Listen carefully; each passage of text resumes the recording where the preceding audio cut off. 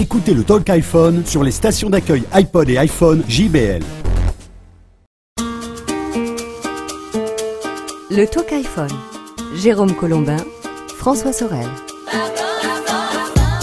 Bonjour à tous et bienvenue, c'est le Talk iPhone, votre rendez-vous bimensuel exclusivement dédié à l'iPhone, à l'iPod et à l'iPad. Bonjour Jérôme Colombin. Bonjour François Sorel, bienvenue à tous dans ce numéro 17 du Talk iPhone, le podcast audio qui s'écoute et qui se regarde aussi. De temps en temps, vous jetez un coup d'œil sur l'écran de votre iPhone ou de votre ordinateur pour voir ce dont on vous parle. Et vous entendez à chaque fois le petit zigouigoui là. Le petit zigouigoui là, celui-là. Là. C'est bien ça. Ah oui, et alors là, vous regardez l'iPhone, ou l'iPod, ou l'iPad, et vous avez une petite vidéo qui part. Bon, j'espère que tout va bien. Écoutez, on va encore une fois pendant une demi-heure survoler toute l'actualité de l'iPhone. Actualité riche, hein, Jérôme, cette semaine, avec enfin, ça y est, on va pouvoir le toucher bientôt, l'iPhone 4. Oui, mais enfin bientôt, mais pas encore. Hein. C'est vrai que l'iPhone 4 a été présenté officiellement par Apple cette semaine. Alors, il n'est pas encore sorti, mais bien sûr, on en parle dans le Talk iPhone. Et il sort le 24 juin, c'est bientôt. Hein.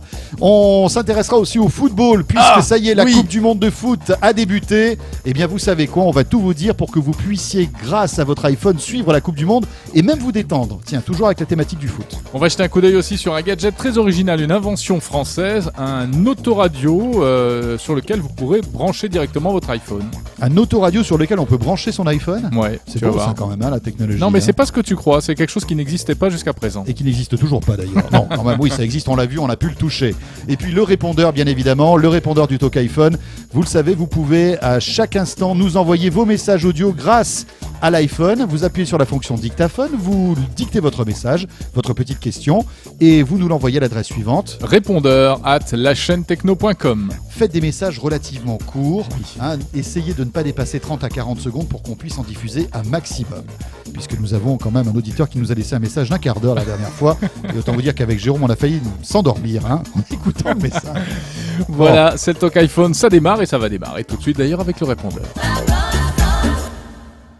Le répondeur. Bonjour Jérôme, bonjour François, c'est Guillaume de Marseille. Voilà un petit message destiné à tous les développeurs d'applications iPad et de fabricants de matériel électrique. Je m'explique, je travaille dans une agence commerciale et par semaine j'utilise pas moins de 20 catalogues pour proposer à mes clients des produits que je vends. J'aimerais beaucoup les remplacer par un iPad pour son côté pratique, fin, qui prend pas de place, et le côté ergonomie, très pratique par rapport à un catalogue. Et pour cela, j'aimerais une application qui gère les PDF, mais quelque chose de très costaud, qui n'ait pas de temps de recharge, ou alors réinventer une application destinée au catalogue. Voilà, s'il y a un développeur, quelqu'un montant, s'il pourrait penser à ça. Merci beaucoup, bonne continuation, à bientôt. Bonjour le Talk iPhone, donc avant de commencer, bravo, super émission, j'adore, je vous écoute tout le temps. Alors une application très sympa, Paid Racer, c'est un circuit où il y a des petites voitures et on peut contrôler sa petite voiture à partir de son iPhone. Et sur le iPad, nous avons donc le circuit représenté et sa voiture qui bouge tout en étant manipulé avec son iPhone, toujours en connexion Bluetooth. Voilà, donc bonne continuation et à la prochaine. Au revoir. Bonjour, Christophe de Seine-et-Marne. Salut Christophe. Je suis à la recherche d'applications qui permettraient de lire de la musique stockée sur l'ordinateur ou de visionner des photos qui sont également stockées sur l'ordinateur, comme le fait AirVideo pour les vidéos. Merci à tous. Ouais, moi je suis également à la recherche d'un programme comme ça et j'avoue que j'ai pas encore vu. Et ben tu sais quoi, moi aussi je suis à la recherche de ce genre de programme. Tout le monde cherche ce programme alors. Brian, toi qui as les réponses à tout concernant le Talk iPhone et les questions des auditeurs, s'il te plaît, trouve-nous un programme qui nous permet d'écouter donc en streaming de la musique stockée sur l'ordinateur depuis son iPhone, c'est ça hein? Et puis pour les photos aussi. Et puis pour les photos. Oui, Brian, c'est notre auditeur expert. Ah bah oui. Qui chaque semaine répond aux questions de tous les autres auditeurs. En fait, il s'agit de Brian Jobs, qui est le fils de Steve et qui est un auditeur assidu, totalement francophone, vous l'avez remarqué, du Talk iPhone. Ouais, mais je sais pas si on va le retrouver cette semaine d'ailleurs, Brian. En fait. On va voir, c'est le suspense. François. C'est moi. Oui. Bon, ça t'intéresse pas l'iPhone 4 hein. Ah non, pas du tout. D'ailleurs, je m'en vais. C'est quoi l'iPhone 4 ? L'iPhone 4, c'est le nouveau joujou dévoilé par Steve Jobs en début de semaine. Bon, il aurait pu s'appeler l'iPhone HD, l'iPhone 4G. Non, ce sera l'iPhone 4. Ils ont fait dans la simplicité finalement. Et puis, François, c'est donc exactement, enfin presque, ce qu'on avait déjà vu. Il ressemble vraiment à l'iPhone de Gizmodo. Bah oui, comme quoi cet iPhone qui avait été malencontreusement perdu par un ingénieur d'Apple était le bon. Cela dit, c'est plutôt rassurant parce que moi, il me plaisait bien, hein, cet iPhone. Je le trouve très joli, très sympa. Il est plus fin que l'iPhone 3GS que l'on connaît. Il fait moins d'1 centimètre d'épaisseur. Voilà. Et d'ailleurs, Steve Jobs a présenté ça comme le smartphone le plus fin du monde. Avec une batterie qui est visiblement plus importante que celle du 3GS, donc avec une autonomie qui semble-t-il sera meilleure. Voilà. Oui. Enfin, je crois que ça tient aussi au nouveau processeur qui est à l'intérieur. Voilà. Ce qui est le même processeur qu'il y a dans l'iPad d'ailleurs. Hein. Ouais. C'est le processeur, ils appellent ça A4. Hein. Oui, c'est ça. Le processeur A4. Donc il est séduisant, meilleur appareil photo, il filmera en HD. Qu'est-ce qu'il a de plus? Il est a surtout rapide, un nouvel écran de meilleure qualité. Voilà, avec une lisibilité qui va être sensiblement améliorée, semble-t-il. Ce qui est amusant aussi, c'est le fait que l'antenne soit en fait le pourtour en acier du téléphone. Je trouvais ça très, très ingénieux. C'est typiquement Apple, ça, ce genre d'innovation un peu rigolote. Ah, ça te plaît, ça, hein? Ah oui. Ça ne se voit pas, ça n'intéresse que toi, mais... Mais j'aime bien, moi. J'aime bien ces trucs de geek. C'est ton truc geek, c'est ton côté geek. Il s'apprête à sortir ce téléphone, mais bien évidemment, on a voulu en savoir un petit peu plus. Vous nous connaissez, on ne va pas vous laisser comme ça avec l'iPhone 4G. Et on a voulu en savoir plus avec Laurent, qui est le fondateur du site iPhone.fr, le blog iPhone.fr, qui est, vous le savez, partenaire du Talk iPhone. Bonjour Laurent. Bonjour à tous. Laurent qui est un observateur avisé de l'iPhonosphère. Hein. Alors qu'est-ce que vous... C'est très joli l'iPhonosphère. C'est pas mal. J'aime beaucoup. Ça fait un peu peur, hein, dit comme ça. Bon, votre avis sur l'iPhone 4, Laurent? Ah, cet iPhone 4 qu'on avait déjà vu depuis des mois finalement. Il est splendide, hein, c'est une vraie rupture, ça y est, celle qu'on n'a pas eu l'an dernier. On se retrouve avec un écran qui a sur la même surface a multiplié la quantité d'affichage par 4. Ça veut dire que tout ce qu'on voyait aujourd'hui de manière plus ou moins précise sur certaines photos ou vidéos, alors pas YouTube parce qu'il restera l'encodage, on va le retrouver dans une définition, et Steve Jobs a essayé de le montrer, mais très très très fine. Et je pense que tant qu'on l'a pas vu, on peut pas imaginer ce que c'est. Alors quand on va sur le site web d'Apple, tout est prêt déjà, hein, ça y est, là, ils ont sorti la grosse artillerie, alors je sais pas vous, mais moi je reçois des mails, ça y est, l'iPhone 4 va arriver, etc. On sent que tout est prêt. Ils communiquent sur pas mal de choses, alors un truc moi qui me fait délirer, parce que ça fait des années qu'on en parle avec Jérôme, c'est la visiophonie, un truc qui a jamais marché en France, parce que c'est vrai que la qualité d'image était pas bonne, etc. Et Jobs a monté ça un petit peu en mayonnaise, hein, finalement. Est-ce que c'est pas une fausse bonne idée, cette histoire de visio, non? Alors, encore une fois, je pense que il y a plein de choses qui, avec Apple, étaient des fausses bonnes idées avant et qui ont marché. L'Internet mobile, c'était vraiment le truc c'était soi-disant révolutionnaire, mais personne l'utilisait quasiment parce que c'était trop dur. L'iPhone l'a changé. Est-ce que, je le sais pas, mais est-ce que le nouveau logiciel simple, ce qu'il explique bien, c'est simple, ça marche et c'est tout. Est-ce que ça va pas changer la manière de faire de la visio? Peut-être. Ouais. Enfin, il faut quand même rappeler que cette visio ne fonctionnera qu'en Wi-Fi et d'iPhone 4 vers iPhone 4. Hein, c'est ça. Voilà, c'est vraiment un système propriétaire. Finalement, c'est quoi? C'est une espèce de Skype vidéo, non?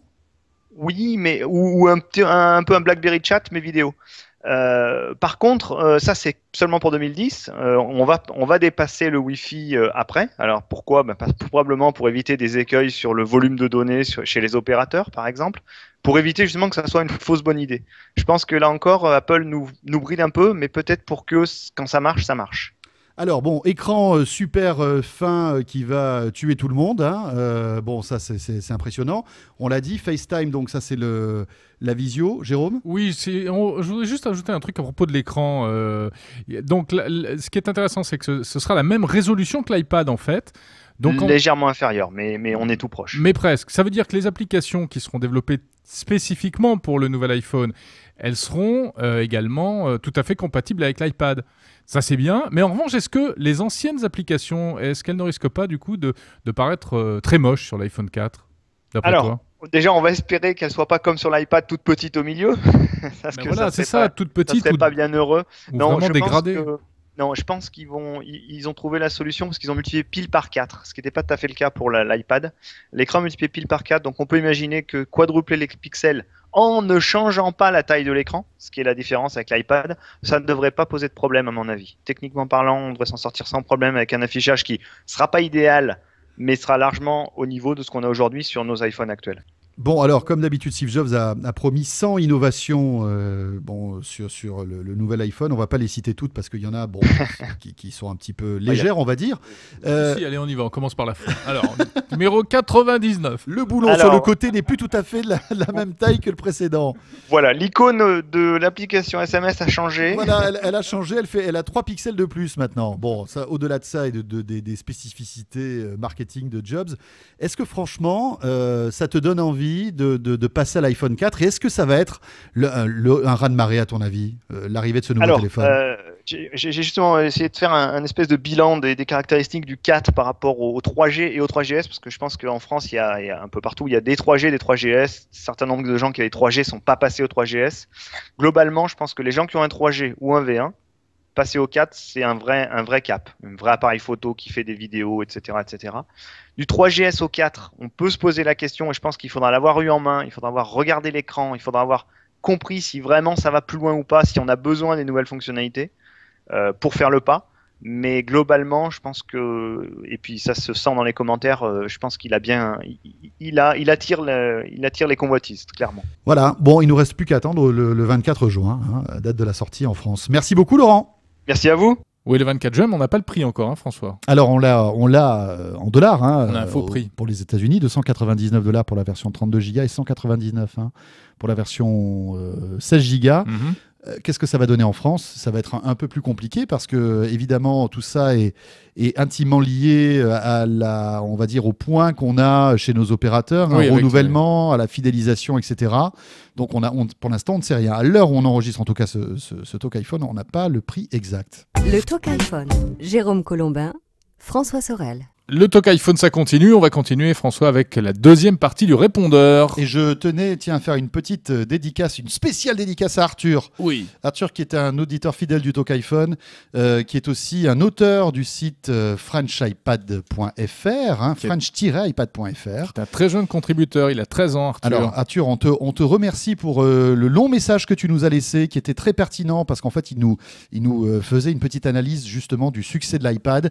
Malheureusement, Arthur, tu parlais trop faiblement, on ne peut pas diffuser ton message parce que tu parlais trop faiblement, et puis la prochaine fois essaie de nous faire des messages beaucoup plus courts parce que au bout d'un moment c'est beaucoup trop long, même si c'est intéressant ce que tu nous racontes. Voilà. Alors on va écouter maintenant d'autres auditeurs, des poditeurs même, on peut les appeler comme ça. Et on va surtout commencer par Chris qui nous laisse un message qui fait référence en fait au précédent Talk iPhone. Jérôme, on parlait justement de l'iPhone et du bébé. Alors on avait un auditeur aussi qui nous avait demandé s'il existait une appli justement pour faire taire les bébés qui pleurent. Là, Chris, c'est tout autre chose, mais c'est assez intéressant. C'est justement si vous avez un bébé, pour qu'il passe du temps avec son iPhone. Bonjour, c'est Chris. Je vous appelle pour répondre à votre sujet. Effectivement, mon enfant a 1 an et demi et il joue avec l'iPhone. Il le manipule très très bien. Son application favorite, c'est Kwapong, KOI espace PONG. Une petite application avec des poissons qui sont sur l'écran et qui bougent avec une petite musique sympathique, avec l'écran qui réagit quand on pose le doigt dessus. Voilà, il adore et ça le calme beaucoup. Merci beaucoup, continuez comme ça. Bonjour François, bonjour Jérôme, Benjamin de Paris. Je vous appelle en fait pour vous donner, plutôt communiquer à l'ensemble des auditeurs un petit accessoire qui est très pratique et qui permet d'écouter donc les podcasts, les musiques directement dans son automobile sans passer par des câblages fastidieux. C'est un système fait par Belkin qui est un tuner FM avec fonction RDS qui se branche à l'allume-cigare, recharge l'appareil iPhone ou iPod et permet donc de diffuser l'ensemble de l'audio directement sur l'autoradio. Il suffit pour cela de se caler à la fréquence que l'appareil aura choisi comme étant libre ou à vous-même de pouvoir le paramétrer. Ah, on remercie Benjamin pour son message depuis son camion. On entend bien le kit main libre quand même. Pourquoi formidable. Son camion? Non, je plaisante. Benjamin, merci pour ce message. J'espère que tu n'allais pas trop vite parce que c'est vrai que poser une question à l'équipe du Talk iPhone en roulant, ça peut être problématique. Oui, c'est vrai, c'est interdit en principe. Ah oui, par le règlement interne du Talk iPhone. Alors, il est interdit, voilà, dans le règlement, je crois que c'est paragraphe 3, alinéa B. Oui. Un truc comme ça. Bon. Vous n'aviez plus de ces nouvelles, Nous non plus. vous vous impatientiez. Eh bien, vous savez quoi? Elle est de retour. La plus belle voix du Talk iPhone, la voix sensuelle de Nathalie est de retour, chers amis. Bonjour le Talk iPhone, c'est Nathalie. Je suis de retour de vacances et je voulais remercier tous les auditeurs qui ont donné des astuces, notamment pour la batterie qui dure pas assez longtemps. Et puis, vous remercie pour vos commentaires chaleureux. Alors voilà, je continue à vous écouter et surtout laisser des messages. J'ai une question existentielle. L'iPad ou pas l'iPad? Pour pouvoir trancher, j'ai besoin de votre aide.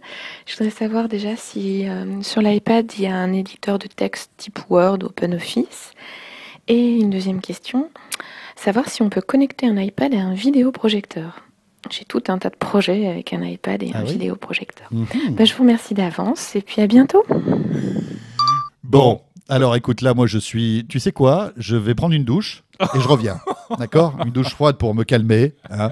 Non mais franchement, juste alors, Nathalie, merci pour ces messages. Merci pour ton assiduité. Non, il faudrait que ça cesse parce que j'ai du mal après à le gérer. Hein. Voilà, c'est ça. Alors juste une chose, on a quelques auditrices qui écoutent le Talk iPhone et j'aimerais qu'elles se manifestent encore plus, Jérôme. Car j'aimerais que parallèlement à l'actualité de l'iPhone, on fasse un hit parade des plus belles voix féminines des auditrices du Talk iPhone. C'est pas un peu macho ton truc là? Pas du tout. Non, au contraire. Bon, c'est une ode à la féminité. Moi, j'ai une réponse en tout cas pour revenir à des choses très terre à terre. Ouais, mais toi tout de suite, t'es toujours très terre à terre comme garçon. Ouais, moi, droit dans mes bottes. Hein. Vas-y. J'ai une réponse à une partie de la question de Nathalie.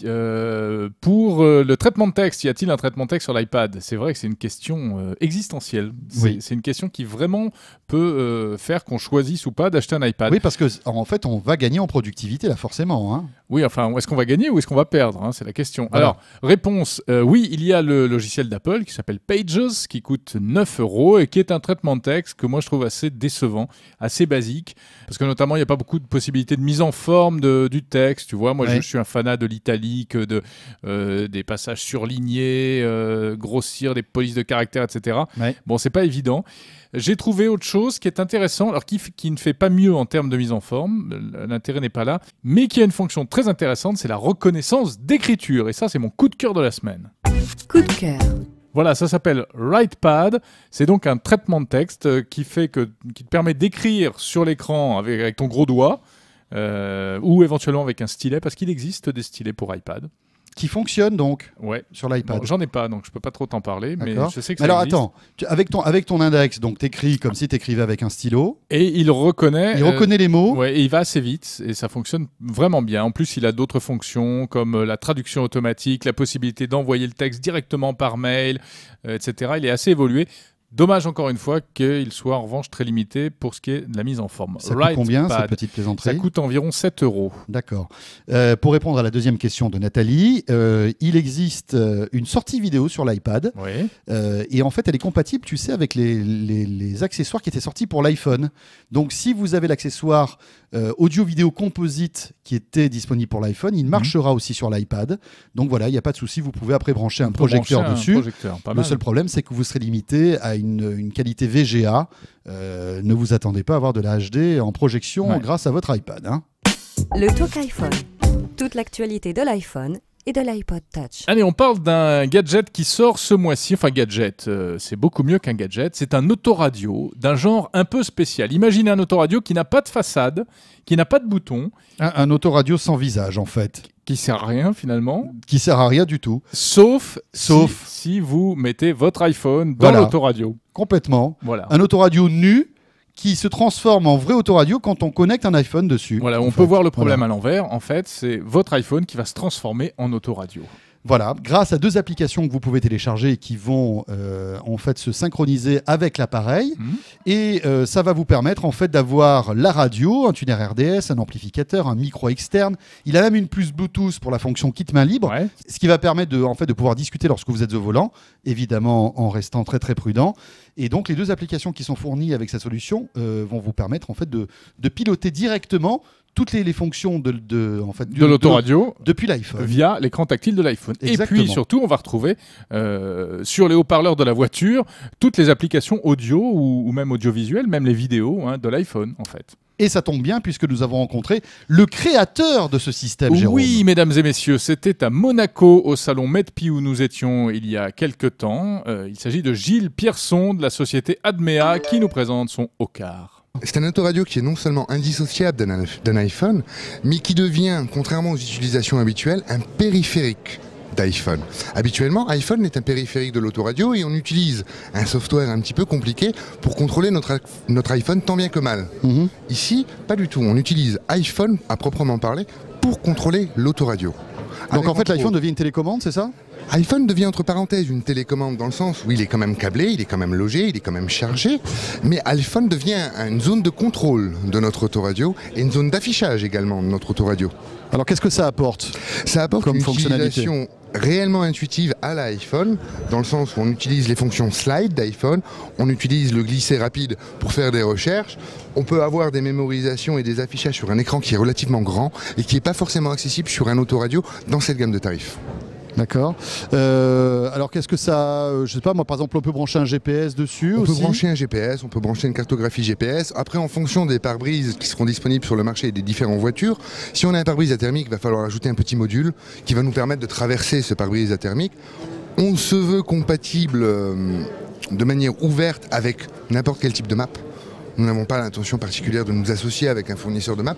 On va essayer de faire en sorte que n'importe qui, avec n'importe quelle map, puisse utiliser notre appareil. Et si je casse mon iPhone, je peux plus écouter la radio dans la voiture alors ? Il va malheureusement, je pense, vous manquer beaucoup également. Il va donc falloir en racheter un. Et vous savez combien ça coûte ? Non. Attention, 249 €. Et ça sort là courant juin. D'accord. Et puis la bonne nouvelle, c'est que c'est compatible avec le nouvel iPhone aussi. Le Talk iPhone. Allez, il est temps maintenant de retrouver Sofiane Nouira qui est avec nous et qui est rédacteur en chef de Mobile Magazine. Bonjour Sofiane. Bonjour au Talk iPhone. Alors Sofiane, vous le savez, par l'entremise donc de Mobile Magazine et partenaire donc du Talk iPhone, et on va parler, puisque c'est d'actualité, de football. La Coupe du Monde vient de débuter. Jérôme, tu sais la Coupe du Monde de foot, tu vois à peu près de quoi on parle ? Ouais, le truc avec Nadal, là, c'est ça ? C'est ça, Raphaël Nadal, oui, effectivement. Et évidemment, l'iPhone peut être un outil très intéressant pour suivre à la fois toute la Coupe du Monde en temps réel, mais aussi peut-être aussi pour se divertir, hein, Sofiane. Avant de parler des jeux justement de foot qui valent le détour sur iPhone, peut-être faire un petit comparatif, ou en tout cas un petit parade des applis pour s'informer en temps réel de cette Coupe du Monde. Alors déjà, il y a les applis, il y a les grands classiques que les amateurs de sport, en général et de foot en particulier, peuvent utiliser toute l'année. Donc il y a l'équipe, l'application de l'équipe. Il y a sports.fr aussi, il y a eurosport.fr. Donc c'est des applis vraiment généralistes, mais qui sont assez complètes au niveau foot. Alors parce que bon, c'est vrai qu'avec Jérôme, on n'est pas fan de foot, mais je sais que toi tu aimes bien ça. L'appli de l'équipe, je crois qu'elle est payante d'ailleurs. C'est pas une appli gratuite. J'allais y venir. Elle est incontournable ou pas, celle-ci ? Non, justement. En fait, Eurosport fait au moins aussi bien. En général, est plus complet sur les directs, tout sport confondu et même en foot. Donc fait aussi bien en étant gratuite. Donc il n'y a pas vraiment de raison d'aller vers l'appli de l'équipe. Voilà, à moins d'être un nom conditionnel de la rédaction de l'équipe.fr, hein, c'est même pas l'équipe tout court, le magazine. Il n'y a pas vraiment de raison d'aller vers l'équipe plutôt que vers Eurosport. C'est intéressant ce que tu dis, ça veut dire que c'est pas forcément, c'est pas parce qu'une appli est forcément payante qu'elle sera au-dessus du lot de celles qui sont gratuites, c'est ça ? Absolument, c'est-à-dire que l'équipe joue clairement sur son prestige. Et ça s'arrête là, quoi. C'est en termes de contenu, on trouve aussi Football 365 qui est un peu plus axé foot, hein, comme son nom l'indique, qui pour les amateurs qui est encore plus complet, et il n'y a aucune raison d'aller mettre 1,59 € ou c'est dans ces eaux-là pour l'appli de l'équipe. Alors, quelles sont les applis qui t'ont emballé, toi, Sofiane ? Alors, outre ces applis-là, donc qui permettent de suivre, il y a vraiment une profusion d'applications qui sont apparues avant quelques mois à quelques jours avant la Coupe du Monde, et qui permettent donc de suivre les scores. Moi, je vous invite vraiment à ne pas télécharger d'applis payantes parce qu'il y en a beaucoup. Donc, comme je vous dis, qui sont apparus. C'est un peu des opportunistes qui cherchent à faire des sous. Et il y a des applis comme eWorld Cup ou Coupe du Monde 2010 News qui sont gratuites et qui permettent de suivre les scores en temps réel, d'avoir vraiment toutes les infos, des infos sur les stades qui sont très complètes et qui sont gratuites. Et j'ai aussi retenu une appli qui s'appelle A World Cup, donc A World Cup en anglais. Oui. Celle-là, elle est un peu originale. Bon, c'est pour les vrais fans parce qu'on retrouve les hymnes officiels des équipes présentes, plus les paroles. Donc, si vous voulez chanter devant votre télé, la main sur le cœur, Voilà. Bon, alors ça, c'est pour l'info pour suivre en temps réel tous les matchs. Mais après, si on a envie vraiment de s'y croire, de se mettre un petit peu dans la peau des joueurs, il y a pas mal de jeux qui existent, de jeux de foot sur iPhone. J'imagine qu'il y a à boire et à manger, Sofiane. Oui, il y a eu. En fait, ça suit un peu le même schéma que sur les consoles traditionnelles. Il y a 3 licences fortes. Et après, c'est vraiment en fonction de la sensibilité de chaque joueur. En fait, clairement, il y a Real Football 2010, donc qui est une licence de Gameloft, quand même un grand spécialiste des jeux sur mobile. C'est un jeu de foot vraiment très accessible. On prend vite en main les commandes et on s'amuse assez vite. Il est assez complet, mais c'est une licence FIFA Pro. Pour les connaisseurs, en fait, c'est-à-dire qu'il y a certains noms qui sont vrais, mais pas tout. Pour les vrais puristes, en fait, il vaut mieux se tourner vers les jeux de Electronic Arts Mobile, qui ont traditionnellement, en fait, depuis plus de 10 ans, la licence FIFA. Donc alors eux, pour le coup, il y a la totale, il y a les stades, il y a les vrais noms. C'est au niveau de l'enrobage, c'est vraiment très bien fait. Il faut être très vigilant en revanche avec Electronic Arts parce qu'ils ont sorti un premier jeu dans l'année qui s'appelle FIFA 10, pardon. Et là, ils ont sorti juste avant la Coupe du Monde un jeu qui s'appelle sobrement Coupe du Monde 2010. Et en fait, il vaut mieux se tourner vers ce dernier parce que le premier, il est vraiment, c'est pas juste un rebrandage. Le premier est vraiment très très complexe au niveau des commandes. On a l'impression de jouer à un jeu de combat en fait, tellement il faut appuyer sur 2 touches en même temps il est pas du tout intuitif. Alors que le nouveau est peut-être plus intuitif et plus facile à jouer. En fait, trop intuitif pour le coup. Ils ont vraiment simplifié au maximum, ce qui fait que du coup on a l'ambiance de la Coupe du Monde. Ça c'est le gros point fort du deuxième, donc de Coupe du Monde Paris et mobile. On a toute l'ambiance de la Coupe du Monde, les stades, etc. Par contre, les actions on est presque trop pris en main. D'accord. Alors toi, ton jeu, si tu devais en choisir qu'un, c'est lequel? Alors moi, ce serait X2 2010 Football. Ouais. Après, encore une fois, c'est vraiment en fonction du profil. Quelqu'un qui veut jouer sans se prendre la tête rapidement, il peut opter pour Real Football ou qui permet quand même de développer des actions un peu plus construites, qui est pas si simpliste que ça. Ou alors vraiment le jeu officiel de la Coupe du Monde, qui pour le coup est simpliste, disons-le, mais plus grand public et retranscrit bien l'ambiance. Je vais y arriver. Merci beaucoup, Sofiane. On sent quand même le passionné de football. Légèrement. Légèrement, mais c'est bien, c'est tant mieux. Voilà, et des passionnés... Et des passionnés de football, il y en a beaucoup, et il y en a parmi vous qui nous ont envoyé des messages cette semaine. Alors voici encore des applications consacrées au foot dans la 3e partie du répondeur. Football. Salut, c'est Théo Dancy, donc je voulais vous parler de plusieurs applications de foot. Donc vous allez dans l'Apple Store, vous tapez fan suivi du nom de votre club de foot préféré. Donc par exemple Fan Marseille. Une fois que vous avez téléchargé l'application, vous pourrez voir toutes les nouveautés du club, les recrutements, etc. Les photos des supporters que vous aussi vous pourrez bien sûr mettre en ligne. Un accès qui donne au site web, donc de réseaux sociaux de foot, de tennis, de plusieurs sports. Et aussi le classement de votre club. Salut Jérôme, salut François, c'est Yoav d'Israël où il fait très très beau. Je voulais répondre donc à un auditeur de la semaine dernière qui nous a demandé comment effacer un numéro de téléphone et pas plusieurs. Donc en fait il faut aller sur Cydia et télécharger Call Clear, C-A-2-L-C-L-E-A-R, tout collé. Donc voilà, et pour répondre aussi, pour parler donc de la Coupe du Monde, il y a donc l'application WC 2010 qui est vraiment magnifique avec tous les horaires, les jours, les groupes et tout. Et donc voilà, je voulais aussi passer un bonjour à Mike, à mon pote, et allez l'Angleterre et continuez comme ça. Merci beaucoup et à bientôt. Bonjour Jérôme et François, c'est Noé de Toulouse. Je souhaiterais vous faire part d'une astuce qui permet de regarder les vidéos en flash sur internet. Pour cela, il faut disposer d'un iTouch ou d'un iPhone jailbreaké. 1. Allez sur Cydia et ajouter la source d.immobilecinema.com. 2. Télécharger le logiciel Immobile Cinéma. Celui-ci permettra donc de lire les vidéos en flash sur internet. Continuez comme ça, c'est super le truc iPhone. Au revoir. Ah, ça fait du bien, toujours un petit compliment. Hein. Ah oui. On a coupé les autres parce qu'après ça faisait trop, vous comprenez. Oui, on n'aime pas trop se gargariser de compliments. Non. Allez-y, d'ailleurs, dites-nous des méchancetés. Mais quand même, tu es bon, François, tu es vraiment bon. Oh, toi aussi, Jérôme.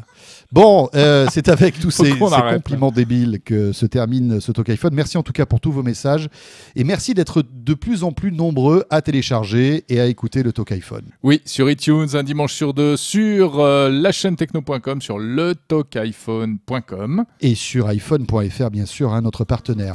Petite chose, le générique que vous entendez, rappelons-le, il est signé Stéphane Pompougnac et le titre c'est Latin Cha-Cha que vous pouvez retrouver sur iTunes, bien évidemment, à l'achat. Voilà. N'hésitez pas aussi à nous laisser vos messages, toujours, hein, par le biais du répondeur. Vous envoyez votre message audio à l'adresse répondeur@lachaînetechno.com. Grâce à l'application Dictaphone qui est formidable, hein, vous pouvez nous laisser un message très facilement et nous on reçoit le fichier audio par mail et on vous diffusera. Portez-vous bien. Voilà, on se retrouve dans 15 jours et dans 15 jours, François, le nouvel iPhone sera sorti en France. Et surveillez bien le site lachaînetechno.com car dès que nous aurons un iPhone en notre possession, on vous proposera un test, évidemment en vidéo. Allez, salut à tous, je vais coucher François, à dans 15 jours. Et moi je fais un gros bisou à Nathalie. Salut à tous. Le Talk iPhone. Jérôme Colombin, François Sorel. Je te supporte plus, je veux pas te paxer finalement. Non, moi non plus. Je vais me dépaxer. C'est possible ou pas ça? Attends, je sais plus où on en est là, Robert. Pourquoi tu m'appelles Robert? Je m'appelle pas Robert. Je m'appelle Christopher. Allez. Non. Christopher, je sais plus où on en est. On reprend à partir d'où? Du début. Oh my god. Du tout début. Non? Je crois que j'ai oublié d'enregistrer.